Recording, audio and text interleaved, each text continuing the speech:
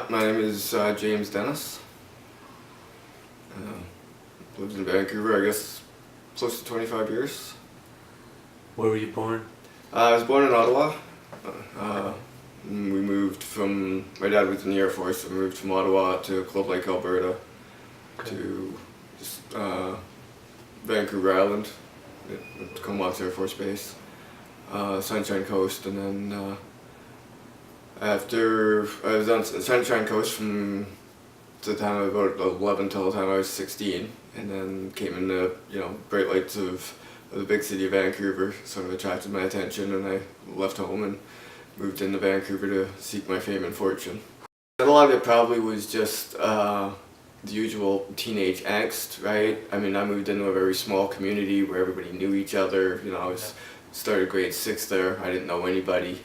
Didn't really fit in. I was never necessarily the popular kid or the cool kid or whatever at school. Things weren't, and I say this this taken purely from a 16-year-old's perspective. I mean, I've thought a little bit about it since then, but things weren't really going very well at home. Exactly how they weren't going well at home, I won't really say, in part because there's a caveat that I was 16 years old when I made this decision, but a lot of it was I just thought the only way I could sort of salvage my life, or salvage a life or whatever, was to go to a place where nobody knew me and wipe the slate clean, and I could walk in as not James that everybody knew from high school or James that everyone knew in my family dynamic, but James that nobody knew, and I could set the precedent, and I could set the theme or the context of who James was, and sort of take control of it. Where in Vancouver did you live when you first moved here?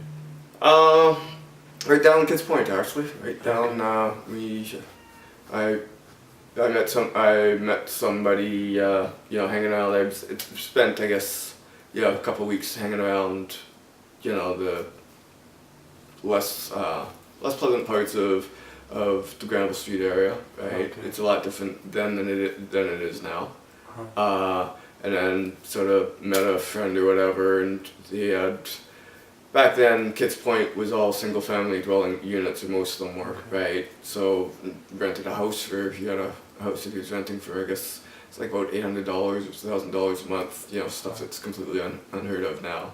Interesting. And yeah, I spent a fair portion of my first time in Vancouver, probably the first 5 months, I guess, in Kids Point, and then I got picked up by what I guess these days would be family services or youth social services. Yeah. And ended up, over the course of a couple months and court dates and stuff, ended up in Lynn Valley, finishing my last year and a half of high school. I mean, I supported myself in part by cooking, right? Okay. At one of the original BC restaurants. When I wasn't cooking, I actually had back then it was Rogers Cable, and I don't know if the rules are still the same, but back then the rules of community broadcasting were such that a cable company, they had to put a certain amount of money back into the community. So, and I had some previous experience volunteering at the local cable channel in Gibsons, so I actually spent a lot of time doing volunteer work out of the kits office. I really enjoyed that, right? Doing lighting and editing and stuff like that. What kind of material did you make? It was just like a news magazine kind of show, okay. Right? So it was fun. A lot of the people there were back then, anyways. Pretty much the only way BCIT was the primary school in BC. Okay. To do that. And BCIT wouldn't even look at without some sort of practical experience and proof of effort. So a lot of the guys I was volunteering with, right, we had a broad range of people, but a lot of them were people who were trying to get into BCIT or Vancouver Film School who wanted to do it. But we also had, one of the ladies I worked with was a teacher at one of the local Jewish private schools. We had East Side activists who would do stuff. Like I said, it was pretty open to what anybody, as long as it was presentable, it was pretty open to anybody who wanted to work there or volunteer there. and whatever piece that you wanted to, community-based piece that you wanted to present. How do you feel about the way Vancouver's evolved over time? I have mixed feelings about it. I remember during Expo 86 and the promotion of Expo 86, at which point I was 16, I think, when Expo 86 was here, 16, 17. And they were promoting this as saying Vancouver, it was going to turn Vancouver into a world-class city. Being the cynic I am, I'm thinking, world-class cities, New York, LA, Chicago, Berlin, and I immediately thought, too great, we have major drug problems, major homeless problems, crime problems. It's like, yay, world-class city. Vancouver is still probably one of the safest cities, I think, and I love, I love living here, but you look at the cost of housing here, for one thing, the cost of living here, things like that. It's, I don't begrudge the way that Vancouver's changed. The world is getting smaller every day, or larger, depending on how you look at it, by virtue of population and by virtue of safe space. I fully understand why everyone wants to live here. I want to live here, but it's getting tougher and tougher to live in paradise. But that is, societies change, civilizations change. I mean, it's just it is what it is what it is, right? It's still one of the better cities in Canada to live in, I believe, and probably one of the best cities in the world to live in. So you talked about after graduating high school, you did some volunteering and some working as a cook. Yeah. What would you say was the next phase in your life after that? Well, I mean, what wasn't particularly a healthy phase. And just for the record, technically, I didn't graduate high school. I ended up being 4 credits short, and just as a bit of follow up to that, eventually I did end up going back and writing my GED as part of going back to. But at that point, I was working 2 jobs, trying to live the honorable life. I was also, I used to party a lot. The substance use really sort of took hold in a less than healthy way. Back in the day too, this was near the tail end of cocaine still being, like, crack was just being invented down the States, didn't even hit the city, so, there was still a lot of, I was doing a lot of cocaine. Later on in my life that, I actually used, relatively speaking, used a fair amount of meth. I mean, fair amount for someone who never uses it. Not that much considering some of the people I was hanging out with, but enough to not necessarily, well, let's just say not to be healthy and have a really, I also had some points in my life of really, really severe depression. I guess. By the textbook, you could say it was depression. I sort of grew up in an era in a home where, you weren't depressed, just, pull up your bootstraps and get going. Some of which I do subscribe to. The problem with depression and other mental illnesses is, if you get a broken leg, it's easy to tell your leg's broken, because it's right angles to the rest of your leg. If you take an x-ray with stuff of mental health issues, a lot of times there's not really a real metric, and there's a million different advice. Like I said, everything from just think happy thoughts to take this substance to anything in between, right? And there's not really, because everybody sees the world the way they see the world, so it's hard to tell whether, you could be an idiot, a madman, or a genius. Half the time only history tells you which you are, right? So I don't know if it was depression or if it was substances or a combination of both or whatever, but I went through some really less than happy. I got my irresponsibility and immaturity got me kicked out of volunteering at the cable place. That's actually when I did most of my cable work, was when I decided to go on the EI and I had like a whole bunch of free time, and I mean, they loved me down there because I wasn't working. It was on EI, so I was down there 24/7 working on projects, which was good for me because I'm the type of person who, I have a very restless brain, so I need challenges. If there's no wind, I fall over. I need a headwind. I need a headwind to be walking into, so I have something to lean up against and something and if I don't have that, I just fall flat on my face. Or my brain finds things for me to do. Either creating problems and challenges or medicating itself, right? So, you know, which is probably going back to an earlier conversation, probably part of the reason why I left home, because I just, living in a small town and insular little community, especially when you have all that excitement just to ferry right away, right? It's, my brain has always needed more. Just, it is what it is. For my depression, I guess mostly it comes down to I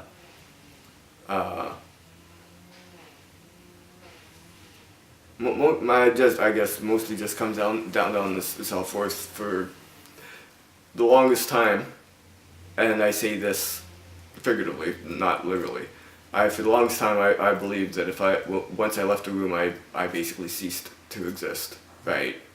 And that I had no intrinsic or inherent value whatsoever. There was sometimes it was a depression, sometimes the darkness, although it was only inside me, the only way I can really describe it is like all the darkness of the universe, suns, stars, and planets and whatever. It was that big inside of me, there was a thin shell, and then it was that big outside of me, right, is basically, and it just got to the point where, you pick yourself up and you struggle and you try to improve and try to make yourself better and change your life and think happy thoughts and maybe even, I had a couple, suicide attempts, I still have the marks from my first one, so, that brings certain people into your life and you try to deal with it or whatever, and maybe it gets a little better, the crisis gets, and you bullshit yourself that it's okay for a while, and then that sort of falls apart. And then when you're doing, and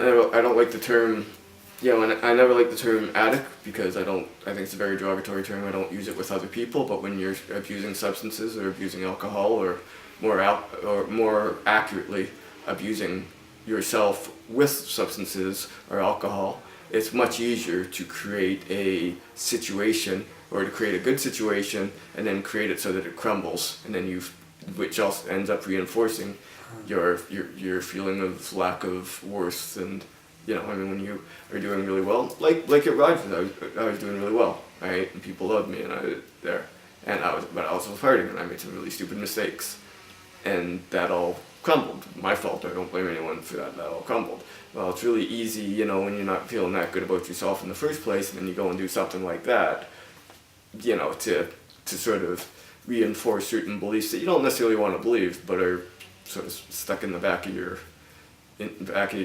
mind, if you know what I mean.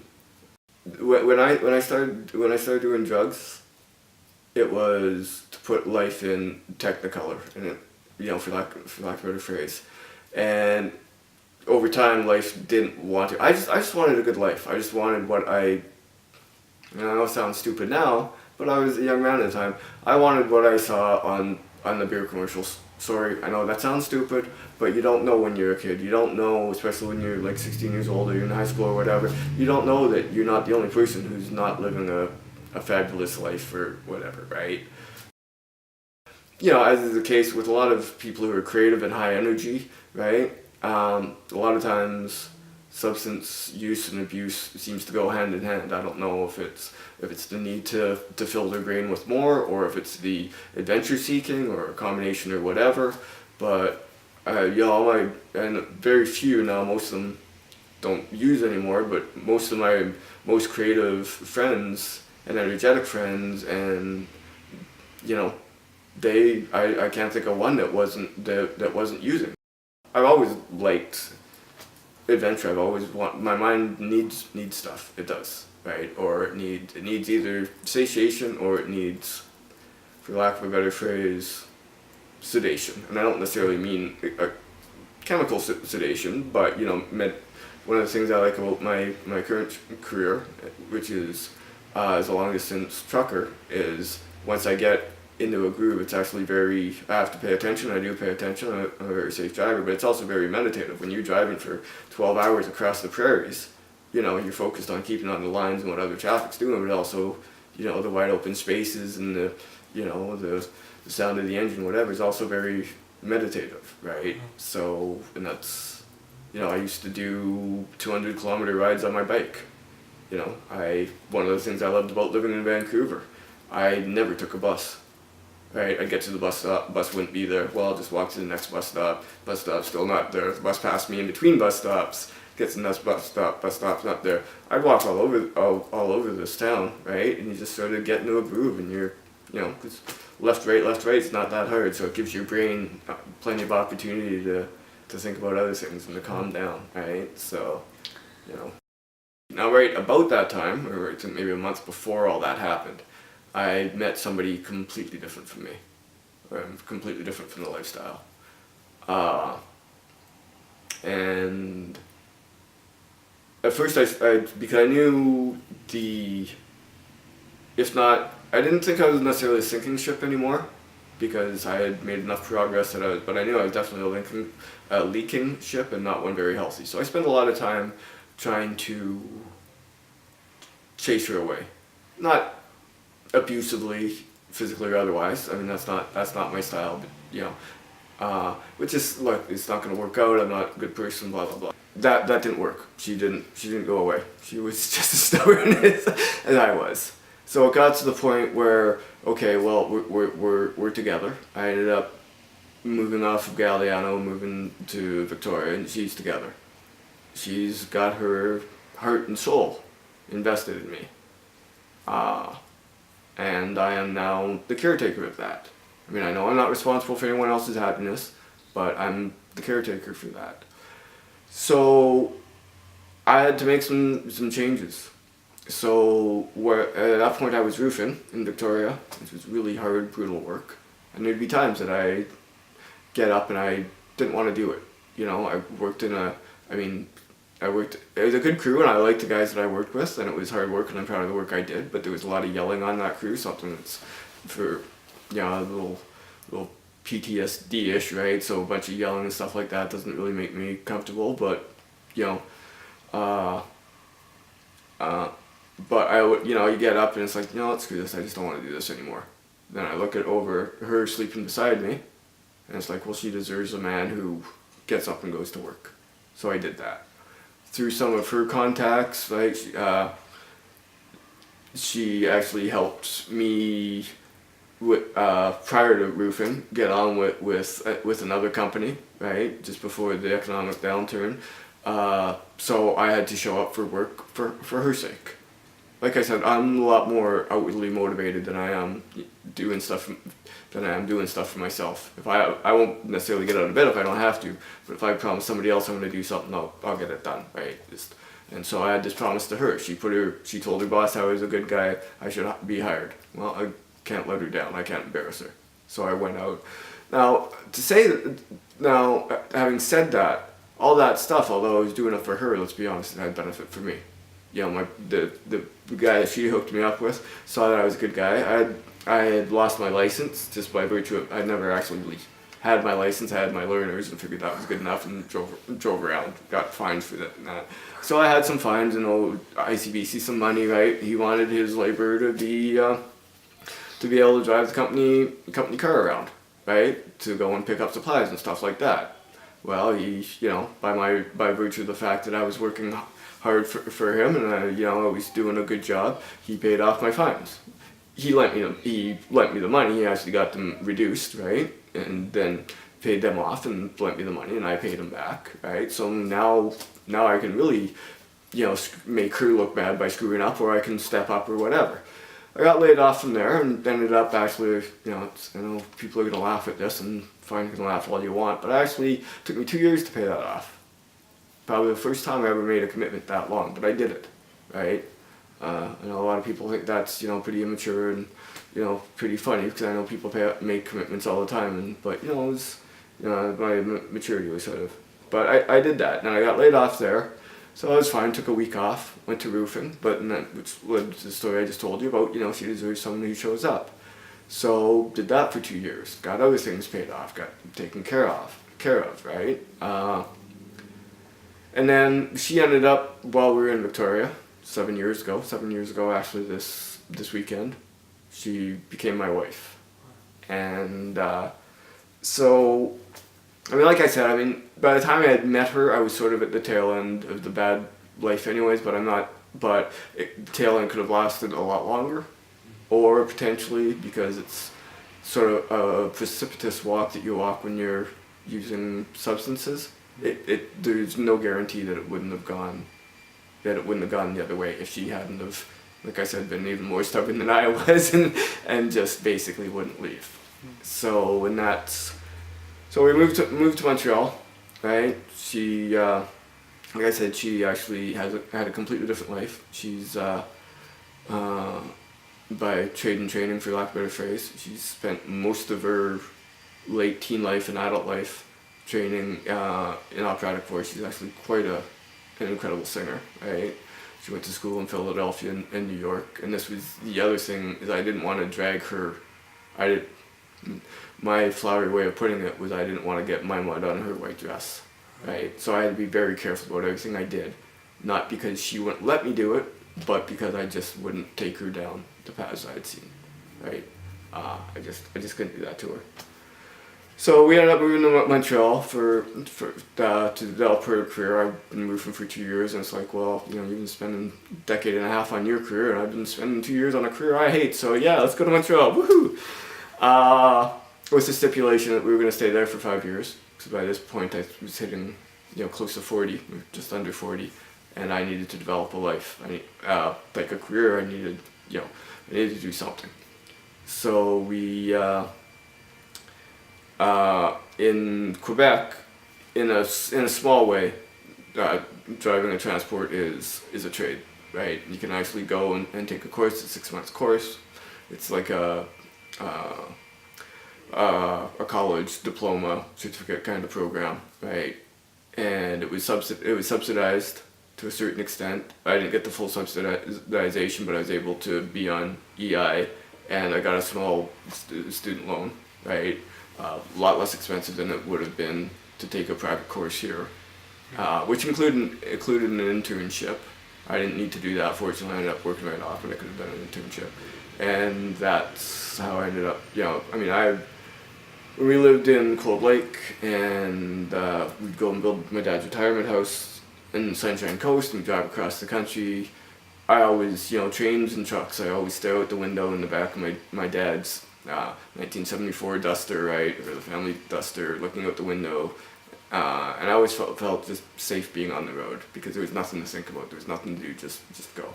And I look at trains and trucks and think that would be the life, but I grew up in a time when if you wanted to trade like that, you sort of had to inherit it. Your dad was a trucker, or you wanted to be a heavy equipment operator, your uncle ran an excavation firm, and you didn't go to school to learn that stuff, And that was always sort of a pipe dream, so like running off and, traveling the world and not having to worry about responsibilities, that sort of thing.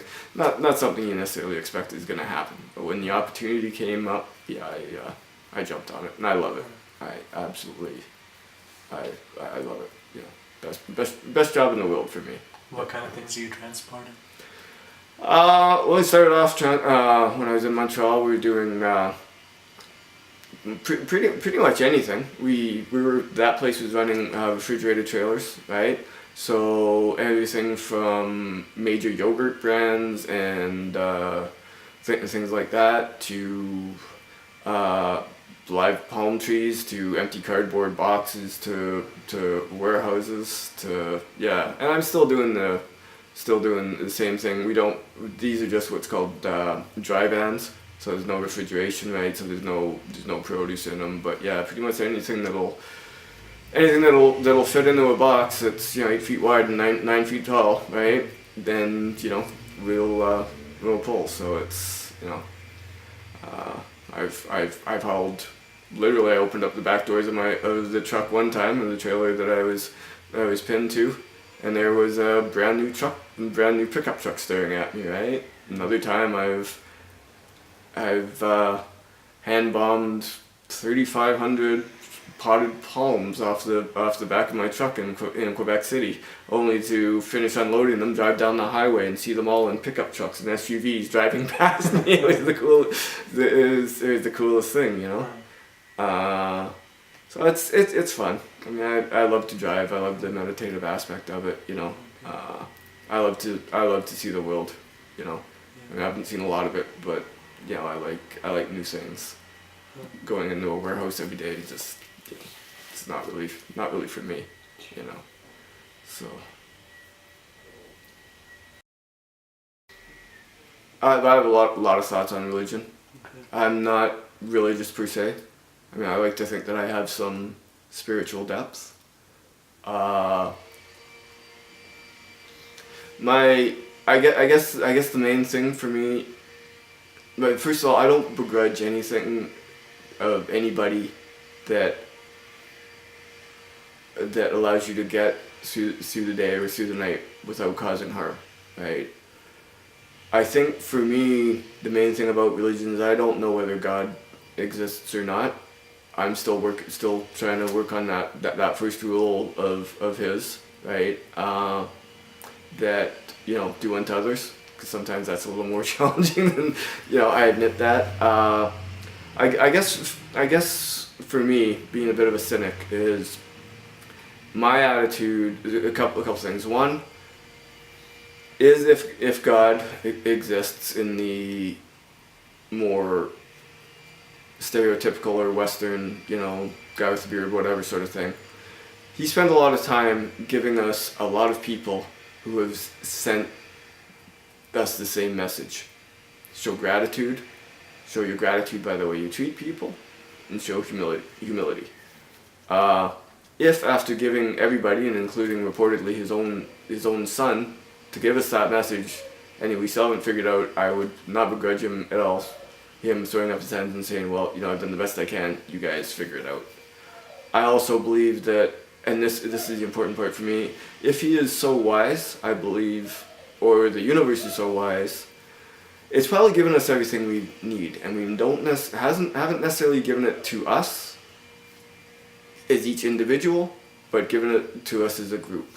The thing that's important to me about that is if I can't rely on God to help me, if I can't rely on God to help my neighbor I see in pain, or to rely on God or the universe to take care of other things, then that means if I can't rely on them, then the only person I can rely on to do it is myself. And that's empowering.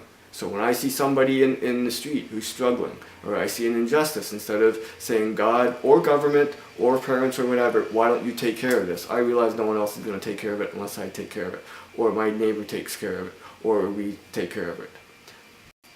I believe it's very important that we, you know, I mean, especially in the Western world, we are so blessed in what we live in. You know, we have fresh water, we have a relatively affluent life, we have nobody dropping bombs on us. I think, you know, I think it's wrong for us to ask for much more, you know, and I think that we should, and I don't think we should be waiting for somebody else to show our gratitude for us. I really don't. Like I said, I don't know at this point, because I'm still struggling with certain things, like, you know, being nice to other people and patience and humility or whatever. I don't know if he exists or not, and I don't really know whether I need to know that at this point in my life. You know, I have enough things to take care of along those lines that the larger, you know, I don't need those larger. It shouldn't really affect me whether he exists or not. I don't need him as an excuse to be nice to people, or I shouldn't, or to do my part in the community, yeah. Right? So, but like I said, I have no, you know, whatever you need or used to. I have friends who are very religious. I have friends who are very spiritual. Some of which I agree with. Some of which I don't agree with. I don't really care. You treat me and mine and those around you with respect, and I will treat you exactly the same. You know, you sort of don't do harm principle. Or more realistically, we all inadvertently do harm. Don't do harm, and when you do, try and do something about it, fix it. Make amends, repair it, right? Because we're not perfect. You can't go through life without stepping on some grass and breaking some blades. It's just, so.